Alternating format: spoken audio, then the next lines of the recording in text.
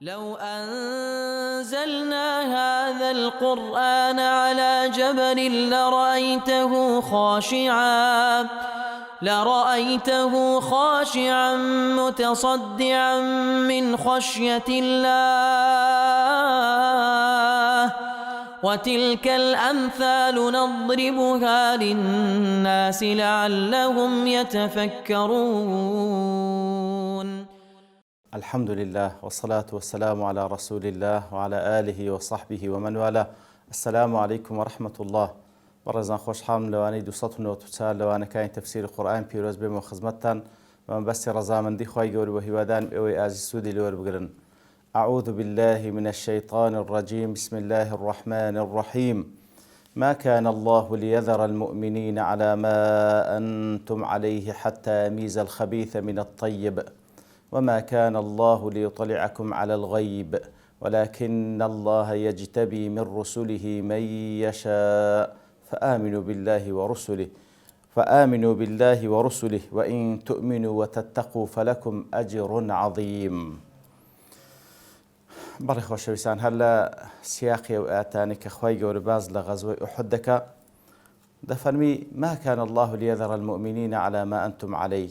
خوای گەورە سبحانه وتعالى ئاوا ئیمانداران لێ ناگەڕێ بەو شێوەی کە لەسەریدان حتى يميز الخبيث من الطيب هەتا وەکو پاک و پیس لێک جیانەکاتەوە. وما كان الله ليطلعكم على الغيب. وخواي گەورە سبحانه وتعالى غيبي لۆنگۆ ئاشکراناکە کەوات سل لە دڵی فلان و فلانە کەس هەیە ولكن الله يجتبي من رسله من يشاء. بەڵام خوای گەورە هەندێک لە پێغەمبەرانی هەڵدەبژێریکەوە ئەو بەشەی لە غەیب پێیان دەبەخشی کە خوای گەورە بەخۆی ویستی لەسەربی. فآمنوا بالله ورسله. دەی ئیمان بەخوا و بە پێغەمبەری خوا بینن. وإن تؤمنوا وتتقوا فلكم أجر عظيم. أجر إيمان بينا وتقوى بكن أو أجر پاداش تيشي زور گەورەتان هەیە. بەڵێ خۆشەویستان ئەو جەوەیەک لە حکمەتەکانی ئەو ئیبتلایەکەوە بەسەر ئیمانداران دێ وەکو بەسەر مسلمانان هەر لە غەزوەی ئوحود. ئەگەر ئیبتلا نەبی ناخۆشی نەبی ئەوا دیارە منافق و ئیماندار ظاهرەن هەمووی وەکو یەک دەبن و هیچ کەسێک جیایان ناکاتەوە. وەکو لەوانکە ڕابردووش باسمان کرد لە پاش ئەوەی کە خوای گەورە ئەو نەسرەتەی بە پێغەمبەر صلی الله عليه وسلم بە سەحابەکان بەخشی لە غەزوەی بەدر ئیتر لەو کاتەوە کەوە بووە خاوەن دەسەڵات خاوەن دەولەت خاوەن سوڵتان کەسانێک بە نیفاق هاتنە ناو ئیسلام. بەڵام لە دوای ئەوەی کەوە ئەو شکستە بەسەر مسلمانان هات لە ئوحود 70 سەحابە شەهید بوون خۆیان لێ ڕازی پێغەمبەر صلی الله عليه وسلم شەهید پێغەمبەر صلی الله عليه وسلم بریندار بوو. ئیتر منافقەکان بە دیار کەوتن لە حاڵەتی ناخۆشی لە حاڵەتی شدەت ئەوەی کەوە بەڕاست و دروستی نەهاتمە ناو دایرە ئیسلام ئەوەی لە ناو دڵی بوو بەسەر زمانیدا هات. ئیتر یەک لە حکمەتەکانی ئیبتلا و تاقیکردنەوەیە کەوە لە خلالی تاقیکردنەوە و ناخۆشی بەڕاستی ڕازگۆ و درۆزن ئیمانداری ڕاستەقینە و منافق لێک جیا دەبنەوە. بەڵێ تەرخوای گەورە دەفەرمی ما كان الله ليذر المؤمنين على ما أنتم عليه. خوای گەورە سبحانه وتعالى ئەنگۆی ئیماندار بەو شێوەی واستان لێ ناهێنی على ما أنتم عليه حتى يميز الخبيث من الطيب هەتا وەکو پاک و پیس لێک جیانەکاتەوە. کەواتە ئیمانداری ڕاستەقینە خوای گەورە سبحانه وتعالى لێک جیا دەکاتەوە لەگەڵ منافق. کەواتە طیبمان هەیە خەبیثمان هەیە. خەبیث ئەوەیە کەوا ناوەڕۆکەی پیسە وەکو منافقین کەوا کوفرن لە ناو دڵ و دەرووندا شاردیتەوە. طیبیش ئەو ئیماندارەیە کەوا هەم خۆڕەوشتی پاکە هەم دڵ و دەرونیشی پڕە لە ئیمان و لە تەوحید. ئیتر لە خلالی ئیبتلا و تاقیکردنەوە خوای گەورە پاک و پیس لێک جیا دەکاتەوە ئیماندار ڕاستەقین و منافق لێک جیا دەکاتەوە. وما كان الله ليطلعكم على الغيب. ئیتر خوای گەورە سبحانه وتعالى بە تاقیکردنەوەی ئیبتلا ئەوەی لە ناو دڵەکانە دەیخاتە سەر زمانی بەندەکان و لێک جیا دەبنەوە. بەڵام بەبێ تاقیکردنەوە خوای گەورە غەیب لە بۆنگۆ کەشف ناکە. خوای گەورە وا ناکە ئەکانگۆ ئیطلاع لەسەر غەیب بکەن و غەیب لە بۆنگۆ ئاشکرا بکە. واتە ئەوەی کە لە ناو دڵ و دەروونە بەنسبەت هەر یەکێک تەنها تایبەتە بەخۆی بەس خوا ئاگادار چ ناو دڵ و دەروونیتی کەواتە هیچ کەسێک نازانیکەوە مقابلەکەی چ ناو دڵ و دەروونیتی ئەوە غەیبە بەنیسبەتەوی. یعنی ئێمە غەیبمان هەیە غەیبی نسبی غەیبی مطلق. غەیبی مطلق ئەوەیە کەوە هیچ کەسێک نایزان قل لا يعلم من في السماوات والأرض الغيب إلا الله. ئەوەی کە غەیبی مطلقە إلا خوا دەزانین لە داهاتوو چ ڕوو دەدا، إلا خوا دەزانین سبحانه وتعالى لە داهاتوو چ ڕوو دەدا، ئەوە غەیبەتی مطلقە. إلا خوا دەزانین سبحانه وتعالى لە داهاتوو چ ڕوو دەدا. غەیبی نسبیشمان هەیە. غەیبی نسبی ئەوەی کەوە نسبەتەن بە شەخصێک غەیبە، یعنی مەسەن ئەوەی لە ڕابردوو بەنسبەت ئێمە غەیبە، بەڵام بەنسبەت ئەو کەسانی کەوە تێیدا ژیانە غەیب نییە، ئاشکرایە.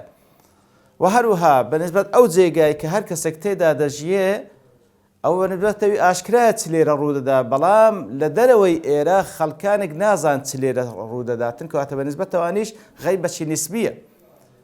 بەنسبەت ئەوەی لە ناو دڵ و دەروونیشە هەر کەسێک بەخۆی دەزانێت چ ناو دڵ و دەروونیتی، ئەو جا خوا دەزانی سبحانه وتعالى چ ناو دڵ و دەروونیتی، بەڵام کەس نازانێت چ لە دڵی مقابلەکەیتی تەنها خوا نەبی کەواتە ئەوەش غەیبێکی نسبیە. ئیتر خوای گەورە غەیبی نسبی و مطلق بەس خوا دەزانی سبحانه وتعالى. و خوای گەورەش نەیکردیتە سنەت بۆی کەوا غەیب لە بۆ کەس ئاشکرا بکە ئیلا وەکو لێرەدا دەفەرمی ولكن الله يجتبي من رسله من يشاء. بەڵام خوای گەورە سبحانه وتعالى هەندێک لە پێغەمبەرەکانی هەڵدەبژێری لەوەی کەوا بەشێک لە غەیبیان پێ ببەخشی، بەشێک لە غەیبیان پێ ببەخشی. عالم الغيب فلا يظهر على غيبه أحدا إلا من ارتضى من رسول وكل سورة الجن دفرمي أو خوايكوا هر غيب لاي أوا بهيتش غيب أشكراناك لبو هيتش كسيك تنها أو بيغمبري كوا خواي قول لي رازية كهندق لغيب بيبخشي وكو بيغمبري خو صلى الله عليه وسلم كخواي قول فرماي يقول لا ولا أعلم الغيب ولا أعلم الغيب وكل سورة الأنعام هاتية کە خوای گەورە فەرمای پێ کە بڵێ من غەیب نازانم، بەڵام ئەوەی کە خوا پێی دەبەخشی، ئەوەی کە خوا پێی دەبەخشی لە ئەخبار و لە هەواڵەکانی ڕابردوو کە بەنسبەت پێغەمبەر صلی الله علیه وسلم و بەنسبەت هەموو کەسێکەوە لە ڕابردوو نەژیایە بەنسبەتەوەی غەیبێکی نسبیە خوای گەورە لە بۆی باسی کردێ لە قورئانی پیرۆز و یاخود ئیلهامی خستە ناو دڵ و دەروونی و هەروها لە غەیبی داهاتوو چ ڕوو دەدا هەتا ڕۆژی قیامەتێ لە ئەحداث و ڕووداوەکانی قیامەتێ بەهەشت و جەهەنەم تەنها خوا دەزانی. خوای گەورە لە بۆ پێغەمبەر صلی الله علیه وسلم ئەوەندەی کەوە لە ڕێگای قورئانی پیرۆز لە ڕێگای ئەوەی کە ئیلهامی خستە ناو دڵ و دەروونی کە بەسەر زمانی پێغەمبەر صلی الله علیه وسلم دادێ وەکو حەدیثی شەریف باسی دەکا. ئیتر غەیری پێغەمبەران عەلەیهیمو الصەلاة وەسەلام ئەو مقدارەی کە خوا پێیانی بەخشیە غەیری پێغەمبەران عەلەیهیمو الصەلاة وەسەلام هیچ کەسێک غەیب نازانێ و هەر کەسێک ئیدعای غەیب بکە ئەوە ڕاست ناکا. هەر کەسێک ئیدعای غەیب بکە طبعا پێ کافریش دەبی و هەروە ڕاستی ناکە. بەڵێ پێشبینی و تەوەقوعات ئینسان دەڵێ وا تەوەقوع دەکەم وا پێشبینی، بەڵام ئەوەی بڵێ ئیلله ئەوها ڕوودەدا ئەوە ئیطلاعی غەیبە والعیاذ بالله، ئیدعای غەیبە. قل لا يعلم من في السماوات والأرض الغيب إلا الله. کەواتە بەس خوا دەزانێت چە لە ئاسمانەکان لە زەوی و لە داهاتوودا هەیە. بەڵێ کەواتە خوای گەورە سوبحانه وتعالى نەیکردە سنەت کەوا غەیب لە بۆ ئێمە ئاشکراکە، ناو دڵ و دەروونی یەکتری لە بۆ ئێمە ئاشکراکە، بەڵام خوای گەورە هەندێک لە پێغەمبەرانی هەڵدەبژێری بۆی کەوا هەندێک لە غەیبیان پێدەبەخشی. ئەوی تر ئەدی ئەوەی کەوا شارع ناو دڵ دەروون کو ئاشکرا دەبی لە نەتیجەی تاقیکردنەوەی ئیبتلا، بەڕاستی ئەوەی کەوا لە ناو دڵانە دێتە سەر زمان، ئەوەی لە ناو دڵە دێتە سەر زمان و حەقەتی هەموو کەسێک بە دیار دەکەوی بە تاقیکردنەوەی ئیبتلا، بە تاقیکردنەوەی ئیبتلا وەکو خوای گەورە لە سوورەتی محەممەد صلی الله علیه وسلم دەفەرمێت تعریفەنەهم فی لەحن القەول، ئەوجا لە جۆری قسەکردنیان ئاشکرا دەبن، ئەوەی کە ناو دڵیانە بە تایبەتی لە کاتی شیددە و ناخۆشی دێتە سەر زمانیان. فآمنوا بالله ورسله دەی تحقیقی ئیمانەکەتان بکەن، ئیمان بینن بەخوا سبحانه وتعالى، تحقیق ئیمانەکەتان کۆکو لە سوورەتی النسائش دەفەرمێ ئەو الذين آمنوا آمنوا بالله ورسوله والكتاب الذي نزل على رسوله حتى کۆتای ئاەتەکە. کەواتە ئیماندار پێویست بە تحقیقی ئیمان هەیە بۆی کەوا ئیمانەکەی بە بەردەوامی هەوڵ بدا بچەسپێنی دامەزرێن لە ناو دڵ و دەروونی بەچی دیارە بە تەفەکر بۆی کە فکر لە عەزەمەتی خوای گەورە بکات و فکر لە ئاەتەکانی خوای گەورە بکاتەوە و هەروها اتباع سنة پیغمبر صلى الله عليه وسلم طاعة عبادة زور بكار برو إيمان وكو معلومة لا عقيدة أهل السنة والجماعة يزيد بالطاعة وينقص بالمعصية. بطاعة زيادة بمعصية كاملة كوات التحقيق إيمانك تام بكن بو وسائلانك وكو باس ما كل إشارة ما بدا تحقيق بكن يقين تانها بخوا سبحانه وتعالى ببيغمبرك صلى الله عليه وسلم فآمنوا بالله ورسله وبزانا بيقين أويك خواديك سبحانه وتعالى لقدر هر أو باشا أويك خواديك سبحانه وتعالى فرماني كده لشريعتك هر أو باشا. وإن تؤمنوا وتتقوا فلكم أجر عظيم. أجر إيمان بينا والتقوى بكن إيمان بينا بخوا سبحانه وتعالى بحق إيمان بوجودي بربوبيتي بألوهيتي بأسماء وصفاتي إيمان بينا بخوا يقول سبحانه وتعالى بهم أركان كان إيمان وتتقوا وخوتام بارزن لقد غكرا وكان أواف لكم أجر عظيم. أجر بهذاش إيش جورتان لبوهيا. ولا يحسبن الذين يبخلون بما آتاهم الله من فضله هو خيرا لهم بل هو شر لهم. أو زخواي يقول دفن با أو كسانواتي نجن كوا يبخلون بما آتاهم الله من فضله بخيلي دكن بو فضليك خواب يعني بخشية بخيلي بيدكن ورزيلي دكن ناي بخشن ولا بيناي خواي يقول زكاة مالي أندر ناكن وصدقات ناكن بخيلي بيدكن لو فضليك خواب يعني بخشية خواي يقول الذي يبخلون بما آتاهم الله من فضلك فضل خواي سبحانه وتعالى بي بخشي أويش نابخشي تولى بيناي خواي جورا سبحانه وتعالى بخيلي بيدك واتينجا أو قرتني مالي خوي بخيلي بيكردنو رزيلي بيكردنو نبخشيني هو خيرا لهم بواتينجا أو تساكتر لبوان كنفسي إنسان وأحضرت الأنفس الشح وخواي جورا فرمي براستي نفسي إنسان حزل بقرية حزل بخيلية حزل رزيلية وواشي لبو التصوير دكا واشي لبو درازين تو هركاتك مالي خود بقري ونيبخشي أو باشتر لبوتو وهاي تيدقيني خواهي قول دفن باواتينقن باواتينقن كوا كاتك كوا بخيلي بمالك خوانك كخوا وكو فضلك بياني بخشية أو تساكتر لبويان بل هو شر لهم بلكو أو الشر لبو أوان كاتك كوا حقي خواهي ليدرناكن بخيلي بيدكن بل هو شر لهم سيطوقون ما بخلوا به يوم القيامة. إتر أوانا أو مالك وا بيويست درب كان مال إخوان وكو زكاتك بيدا بتايبتي كنايدا أو بخيلي بيدا كان بو مالي سيطوقون ما بخلوا به يوم القيامة. بو مالك وا بخيليان بيكرديا دبيتا توقع كل مليان ذكري توقع شي آجر أو مالك وا بخيليان بيكرديا دبيتا توقع شي آجر لمليان ذكري روج قيامة. ولله ميراث السماوات والأرض ميراث عارد آسمان كان هر إخوايا سبحانه وتعالى ديار ميراث أوي كوامال لباشكسك دمينتو لبو أوي دواي خوي بو اعتباري كوا هر هموي دمري مال أو مالك خواي قول السروي زويدانا لبردستي كسانك هر كاتك كسانك دمرين لبو باش خوان بزيدين لكو تايدا هموي دمري لمن الملك اليوم لله الواحد القهار كواتا ميراث عاد وآسمان هل بو خوايا سبحانه وتعالى كواتا أو مالك وبخيلي بيذك الأخير دفتا ميراث لكواتا أجدا دستو لا إخواي قورس سبحانه وتعالى والله بما تعملون خبير وإخواي قورس آقادار بناوروشي كاركانتان يتدر باري أو حديثة أو آتا كان صاصم لحديثة إذا كوا إمام بخاري ومسلم رواتيان كذا وأهل ابن ماجه وإمام أحمد زابر دجيرتوا پیغمبر صلی الله علیه وسلم دفرمی من آتاه الله مالا فلم يؤدي زكاته هر کسیک خواهی گور مالشی پی بخش بلام او زكاتي او مالا نداتا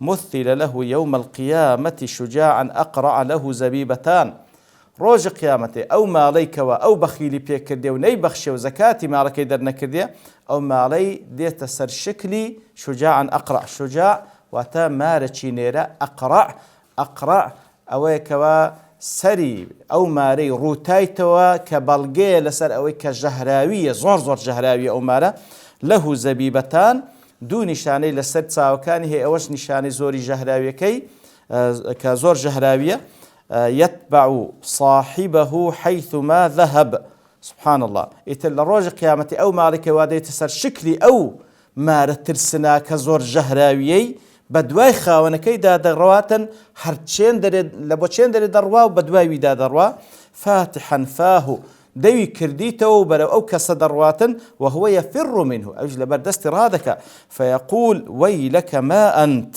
ئیتر ئەو کەسە بەمارەکە دەڵێ واوەیلا لە بۆ تۆ چێی لۆها بەدوام دادەڕۆی فيقول أنا مالك ئەمن ئەو ماڵەی توم الذي كنت تبخل به ئەو ماڵەی تومە کە ئەتوو ڕەزیلی و بەخیلیت پێ دەکرد أنا كنزك الذي خبأته ئەمن ئەو خەزانەی توم کە ئەتوو شاردبتەوە نەتدەبەخشی قال فوالله لا يزال يطلبه حتى يطوقه ئیتر پێغەمبەر صلی الله علیه و سلم دەفەرمێ قەسەمەن بەخوا بەذاتی ئەڵڵا ئەو مارە بەدوایدا دەڕوا حتا وەکو ئەو جات تەوقی دەکاتن فيتقيه بيده هەوڵ دەدا بەدەست لە خۆی بە دووری بخاتەوە فيلقمها ئەویشیان گازی لێ دەگری فلا يزال يقضمها بەردەوام گازی لێ دەگریتن لەو خاوەنەی ثم يتبعه بسائر جسده ئەوجا نەک هەر بەدەوی ئەوجا بە هەموو لاشەی لە دەوری دەسوڕێتەوە فيأخذ بلهزمتيه کەواتە